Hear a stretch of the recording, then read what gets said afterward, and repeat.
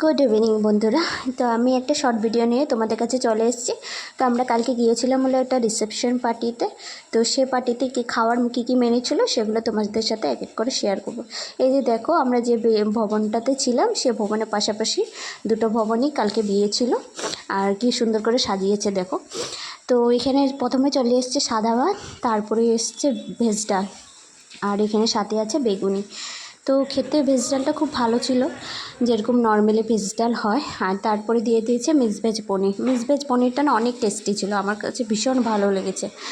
তারপরে mix veg পনির দিয়ে খেতে খেতে চলে এসেছিলো কাতলা মাছ। কাতলা মাছটা খুব ভালো ছিল, আর যেহেতু আমি পেটির পিস খুব ভালোবাসি, তো পেটির পিসটা আমার খুব ভালো লেগেছে। তারপরে কাতলা মাছ দিয়ে খেতে খেতে চলে এসছে মটন। মটনটা না ভীষণ সফট ছিল আর ভীষণ ওভার কুক ছিল, মানে ভালোই লেগেছে। কিন্তু কি মটনটার মধ্যে দারচিনি আর এলাচের গন্ধ বেশি ছিল। আর তারপরে শেষ পাতে দিয়েছিল চাটনি আর পাঁপড়, আর ছিল